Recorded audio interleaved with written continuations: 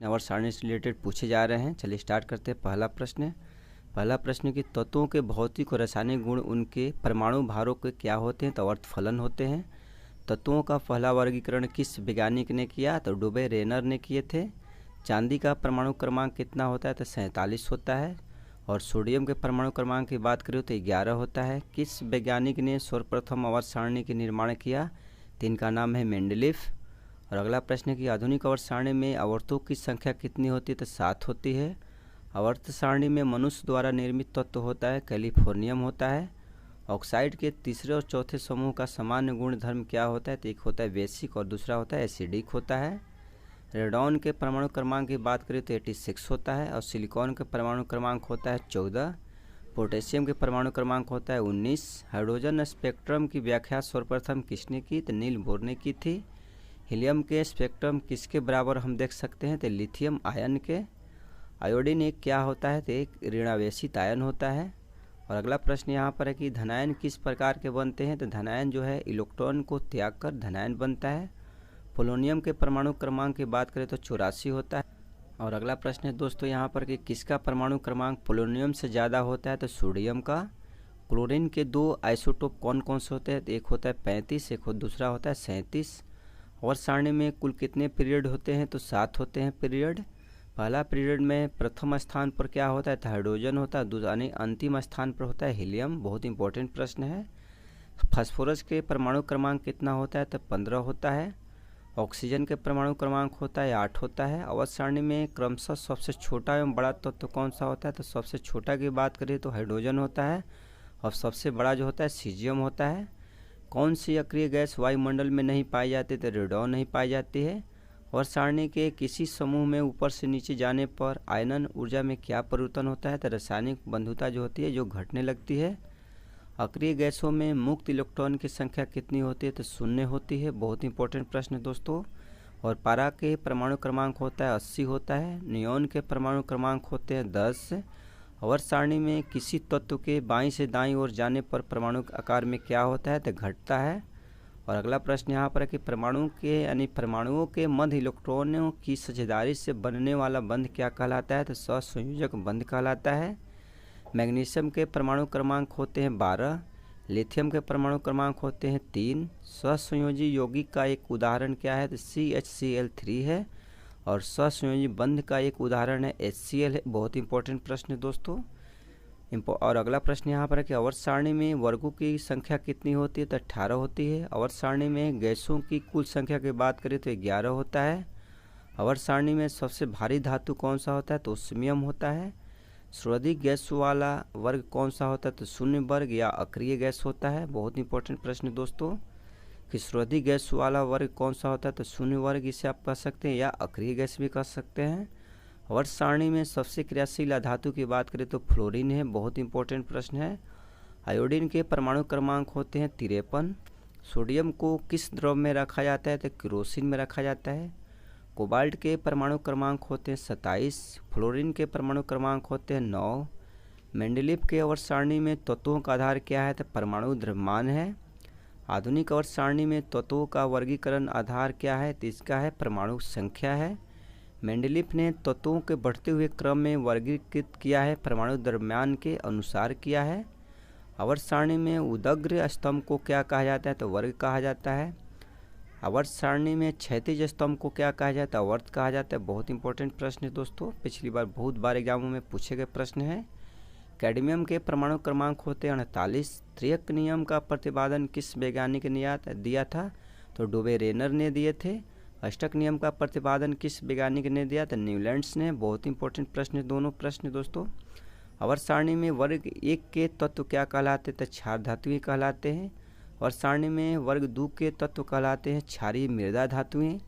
आधुनिक आवर्त सारणी के प्रतिपादन किसने किया? तो मोसले ने किया। बहुत ही इंपॉर्टेंट प्रश्न है। अक्रिय तत्व किस समूह के सदस्य होते हैं? तो शून्य समूह के। आवर्त सारणी में दूसरे आवर्त में तत्वों की संख्या होती है 8। किस समूह के तत्वों को सिका धातु कहा जाता है? तो फर्स्ट वी। या इनके नाम की बात करें तो इनका नाम है कॉपर, सिल्वर और गोल्ड होते हैं फर्स्ट वी में। और अगला प्रश्न है कि कॉपर का परमाणु क्रमांक कितना होता है? तो 29 होता है। गोल्ड का परमाणु क्रमांक की बात करें तो 79 होता है। ब्रोमीन का परमाणु क्रमांक की बात करें तो 35 होता है। देखिए दोस्तों, आप लोग एक बात बता दें कि पिछली बार जो रेलवे ग्रुप डी का चाहे एनटीपीसी एग्ज़ाम हो, हर सिटिंग में मतलब एटॉमिक नंबर से प्रश्न पूछे गए थे। हर सिटिंग में 1 से 2 प्रश्न पूछे गए थे कि इसका मतलब परमाणु क्रमांक कितना होता है। तो इसलिए मैं इसमें बहुत सारे इंपॉर्टेंट जितने भी परमाणु क्रमांक हैं उनको मैं इस वीडियो में समाहित किया हूँ दोस्तों, ताकि आप लोग को याद हो जाए, कोई भी एग्ज़ाम में कोई भी प्रश्न छूटे ना। चलिए देखते हैं अगला प्रश्न।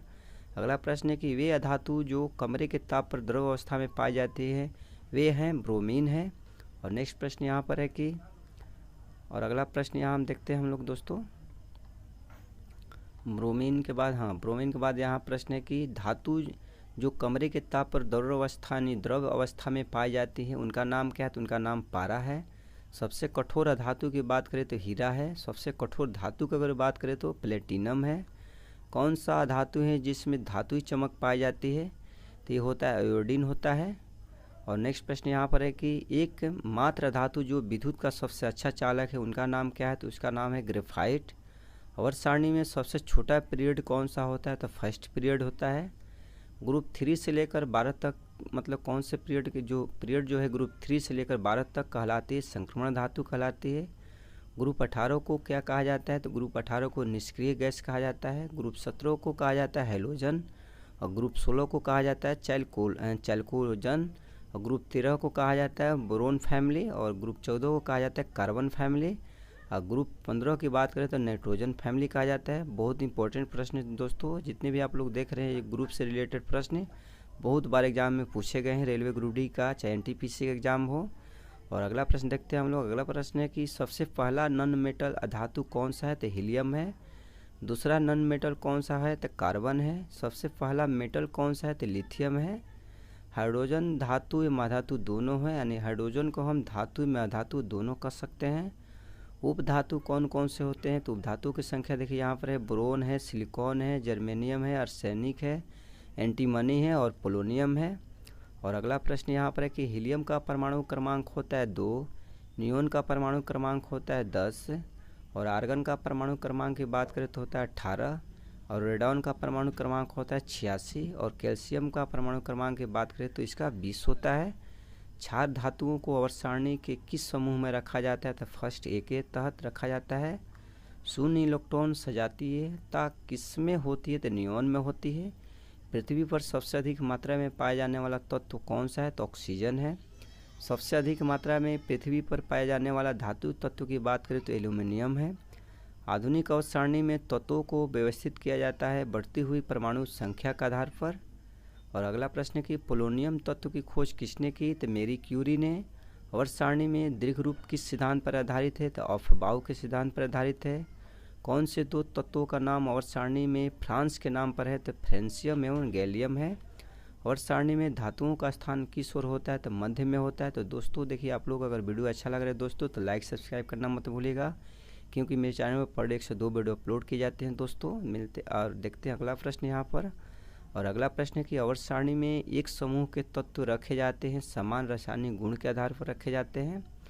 आवर्त सारणी में कितने अधात्विक तत्व हैं। तो 22 हैं। धातुएं हाइड्रोजन के संयोग कर क्या बनाती है। तो सहसंयोजक हाइड्राइड बनाती है। रेडियम का परमाणु क्रमांक होता है 88 और मरकरी का परमाणु क्रमांक होता है 80। अब तक कितने तत्वों की खोज की जा चुकी है। तो 118 तत्वों की खोज की जा चुकी है।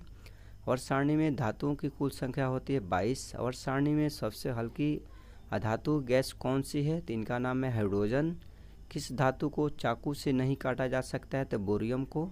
लिथियम, सोडियम, पोटेशियम को चाकू से काटा जा सकता है। बहुत ही इंपॉर्टेंट प्रश्न है दोस्तों, बहुत बार पूछे गए हैं। आवर्त सारणी में ठोस धातुओं की कुल संख्या होती है 10। आवर्त सारणी में सबसे हल्की अक्रिय गैस कौन सी होती है। तो हीलियम होती है। तो दोस्तों आप लोगों को वीडियो कैसा लगा, अच्छा लगा तो दोस्तों लाइक सब्सक्राइब करना मत भूलिएगा, क्योंकि आप लोगों को दोस्तों लाइक सब्सक्राइब में मुझे मोटिवेट करता है कि इससे अच्छे और वीडियो बनाऊं दोस्तों। मिलते हैं आप लोगों से अगला वीडियो में, तब तक के लिए दोस्तों बाय बाय दोस्तों।